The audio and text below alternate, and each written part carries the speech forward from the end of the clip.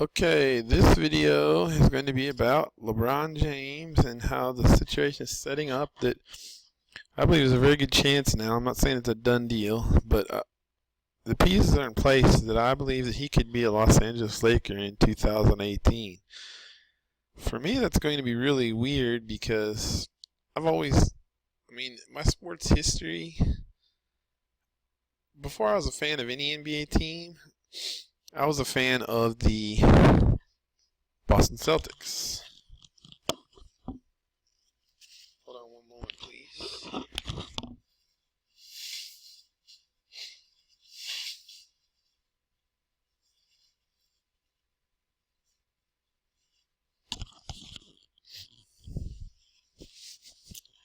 When I was a kid, I was a fan of those great 80s Larry Bird, Kevin McHale teams.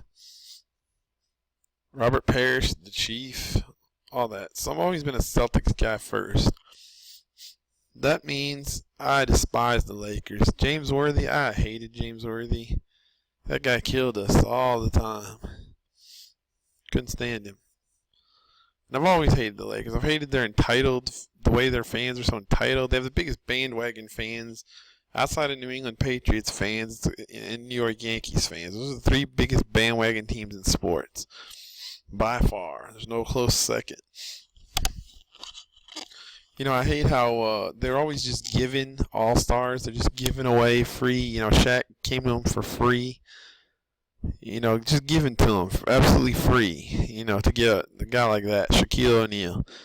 I hate Kobe Bryant. I despise Kobe Bryant. I think he's just a terrible player, overrated, greedy. He killed the Lakers with his late contract. The reason the Lakers suck now is because Kobe Bryant he was greedy and he had to have a huge contract and he just hamstrung him. He was terrible. He was a terrible player his last several years in the league. All he did was shoot up all these air balls and he was just awful. He's very overrated. Shaq carried him to all his titles and Phil Jackson. The thing that people never mention about LeBron is that LeBron always had the worst coaching. And, Kobe had Phil Jackson for all his titles. Michael Jordan had Phil Jackson for all his titles. Who's LeBron got? Ty Lue? The best coach LeBron ever had was Eric Spoelstra. First of all, I think Spoelstra's overrated. I know right now he's considered like a coaching genius for some reason. I've always considered him to be just maybe an average to a little above average coach.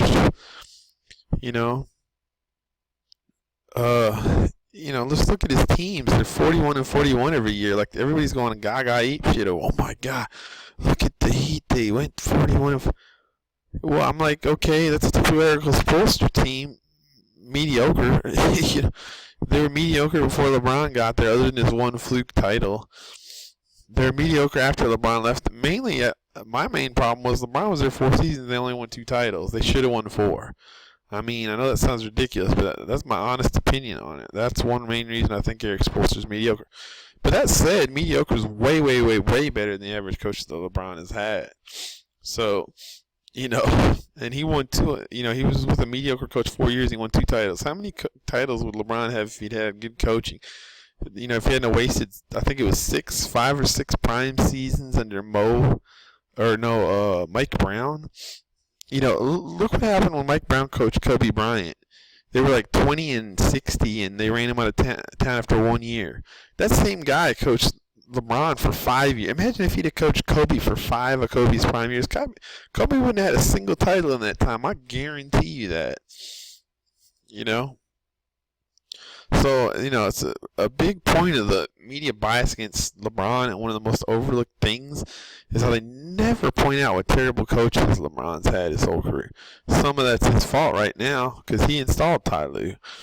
So, okay, you want to go back to blaming it on LeBron, go ahead. But it doesn't change the facts. Okay.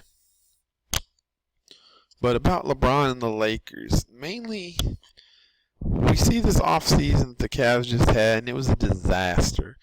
They didn't get Paul George, they didn't get Jimmy Butler, and they really needed to. I'm of the opinion that the guys LeBron has playing with him are the weakest big 3. Kyrie Irving is good, and he's young, but he's a one-dimensional player. Like, I saw one defensive rating in advanced overall defensive rating. I don't remember the name of it or whatever. But he ranked something like, this past season, he ranked something like 417th out of 432 players. So he was pretty close to the worst defensive player in the NBA. You know, stop and think about that. You know, is he that bad? I don't know. And there's some who claim he turns it up in the playoffs. Maybe he does a little bit. I think that Kyrie is very talented, though. I won't deny that. He's got size for his position. I mean, he's obviously got incredible offensive skills. So my problem is not so much with Kyrie. It's more with, although I think he's very one-dimensional. And, you know, like, what did Kyrie win before LeBron was there? Cleveland was expansion level when it was just Kyrie. Love is my real problem, though. I think he's pretty much, at this point, he's probably terrible. You know, like, if you took him off the team tomorrow, I don't think it would matter at all. You know? But, like, look at this past offseason. I kept, like, hoping, praying that somebody would trade for him, a good player for him. But, you know, it's like, I know in my heart of hearts, like, he's not worth anything. Kevin Love is not worth anything. I wouldn't trade anything of promise for Kevin Love. And I think other teams have unfortunately realized that as well. You know, I mean, the guy tries hard and everything, but he just doesn't have the talent. A lot of it's probably Ty Lue's not using him as a sharpshooter, right, and this and that. But like I said, like, why would you trade for Kevin Love? And we showed it this offseason. Nobody wanted to trade for him. He's not good, you know. It's not even that he's not. Like, I wouldn't take him for free, just about. You know, like I said, honestly, if you took him off the Cavs, it wouldn't really affect my opinion much. You know, we're going to do the same this next season whether we got Kevin Love or not, you know. And like I said, the idea of trading Kevin Love for Jimmy Butler or Paul George, you know, good luck with that. Those other teams aren't that stupid, you know. And you can't play Kevin Love against Golden State. You know, he's a liability on the floor. So to me, the supposed big three in Cleveland is, you know, a joke, really. You got one very one-dimensional but talented player. I'll give you that Kyrie is talented. And I don't look down upon him as much as I do on Kevin Love. And you got Kevin Love, who's is even an average NBA player. I don't know. You know, there's 150 guys I'd rather have than Kevin Love. I'd rather have, you can laugh all you want, I'd rather have the guy everybody always bitches out on the Cavs. I forgot his name. The one who's dating a Kardashian. Frick. I can't believe I'm drawing a blank on his name right now. Our center. He's only like 6'9". He's out of Texas. And I can never for the life of me think of his name. But I'd rather have him than Kevin. You know, he defends. He's athletic. You know, he's got a lot of good things going for him. But anyways, let's get back to why I think that it's increasingly likely that LeBron's going to the Lakers. First of all, like I said, we didn't pull off a big move. And, you know, there's a lot of scuttlebutt. We were close. We fired our, you know, the stupid part is we fired our GM right when we were supposed to be pursuing these deals. You know, word is we were close, and we fired our GM right when we were close. Like, who does that? You know, what a terrible screw up by Dan Gilbert if true. We ended up missing out on both of those guys, and we really need, because, you know, like a guy like Skip Bayless who hates LeBron, he'll try to overplay Kyrie and Kevin Love to make it seem like the Cleveland's got a great supporting cast. But everyone in the world knows that if we'd got a Jimmy Butler or Paul George in exchange for one of those guys, it would have been a game changer. Now, why?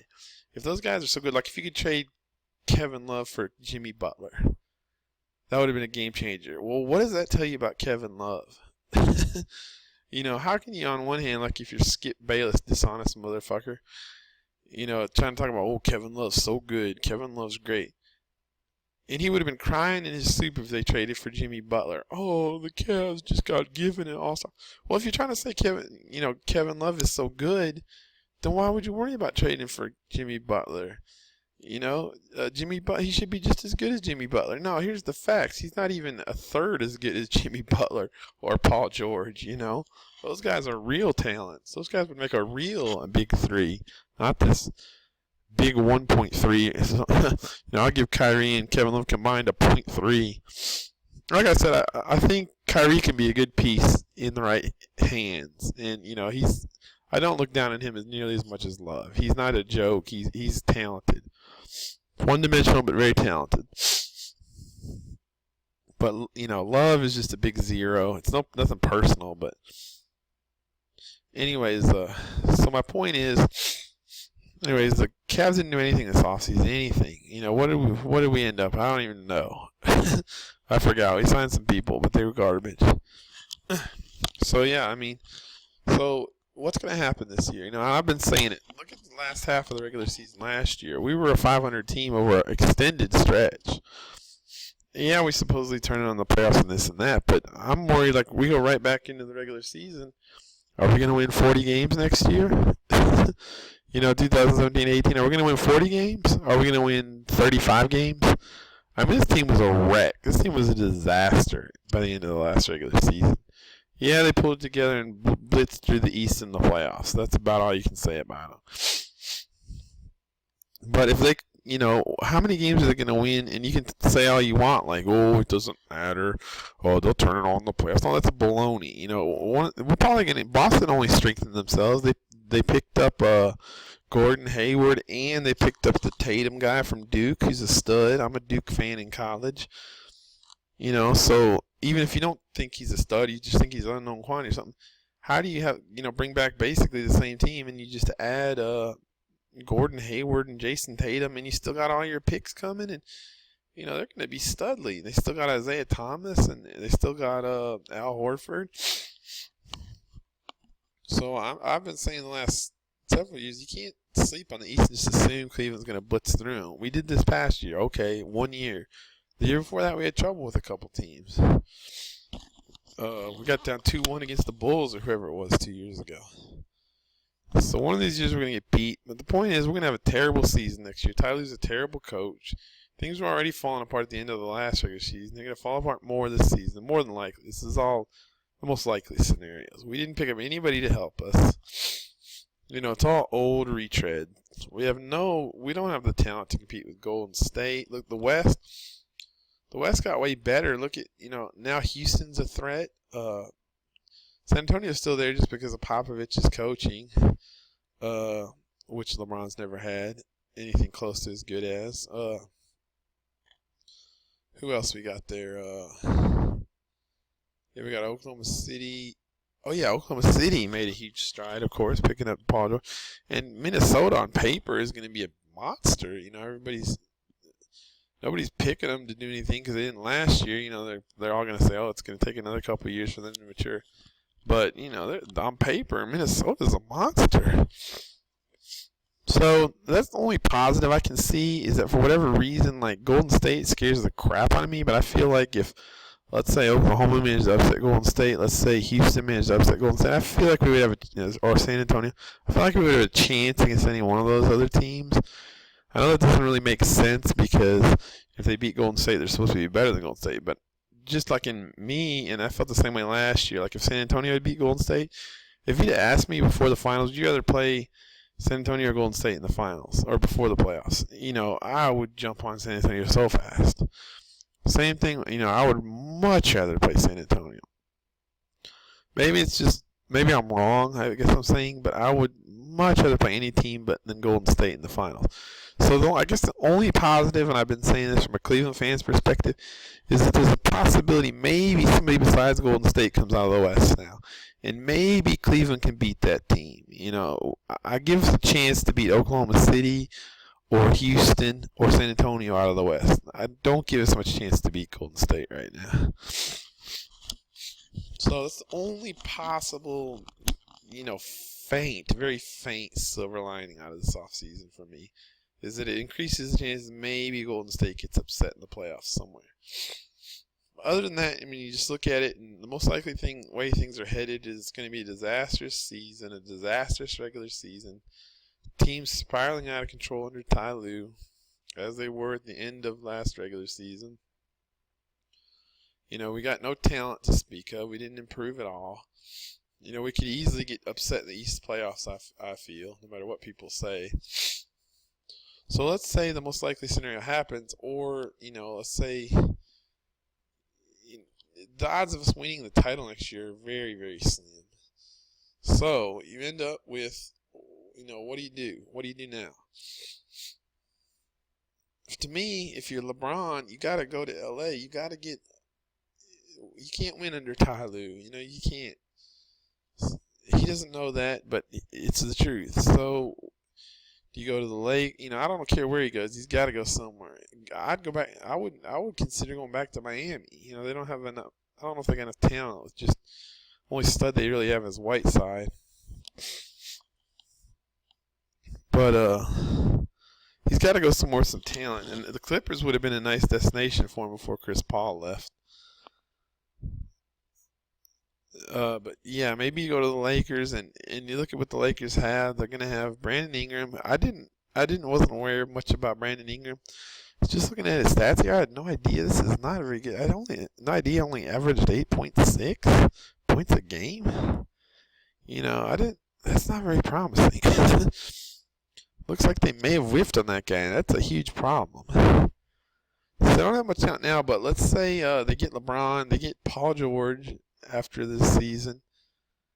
They've already got Ingram and Lonzo Ball, of course, the big X factor. You put those 3, 4 together, now you're talking. Now, maybe Lonzo Ball's too young to really compete for a title. Can that get it done? I don't know. But at least you'll have a decent coach in Walton. I assume he's decent. I haven't really paid a lot of attention to him. He'll be a huge upgrade over Ty Lue. So, yeah, I think that's what's, headed. LeBron's most likely going to be a Laker in 2018. I believe that it's going to be such a disastrous season in Cleveland. I don't see where he goes from here, It's going to be a situation where he's not going to be able to come back to Cleveland unless somehow they can swing some sort of, and they already missed out on George and Paul. That's the thing I can't see. I don't know all the contractual stipulations, but George said he wants to go to the Lakers. Oh, I forgot another thing. I can't believe the Cavs didn't at least get Carmelo Anthony. I mean, if they did nothing else this offseason, I'd have preferred they traded Kevin Love for Carmelo Anthony. I'd do that. I know a lot of people scream, "Oh, you can't do that. Love's better than Anthony." No, that's how poorly I think of Love. I'd trade him for anything right now. I would trade him in a second for Carmelo Anthony. You got to do something. You got to do something to bring some talent in there. Say what you will about Carmelo Anthony, and he's 34 years old, but he's talented. And Kevin Love is not. It's pretty much that simple. So, yeah, in a second I'd trade Kevin Love for Carmelo Anthony. You got to change up something. You got to do something. And the Cavs didn't even do that. So, yeah, that's what the point of this video is. I believe that LeBron's going to be a LA Laker next year. Very possibly, I'm not going to sit there and say, this is what's going to happen. But he needs to go somewhere else. He needs to go somewhere else with a decent coach and a decent big three and not a terrible big three, Because in my mind, Kyrie and Kevin are a terrible counterpart to LeBron. They're not a big three. Kyrie, like I said, I'll give him some credit. I'll give him some legitimacy. He's a little small. He can't dominate the floor like a bigger guy. He's not Kevin Durant. He's not Steph Curry where he can dominate so much with his shooting. But he's good. He's good. I'll give him that. But that's still at most kind of a big two. And Love's not worth anything in my opinion. I'd trade him for, like I said, 150 players in the NBA right now. Like I said, on the trade market, I don't think you can get anything for Kevin Love because the NBA knows, So, yeah. Like I said, look for LeBron in a Lakers uniform looking more and more likely. And that's going to be really weird for me because, as I said, I've always hated the Lakers. But, hey, I'm a LeBron guy, and I'm going to be rooting for him, If LeBron goes to him, this is the way it's going to be.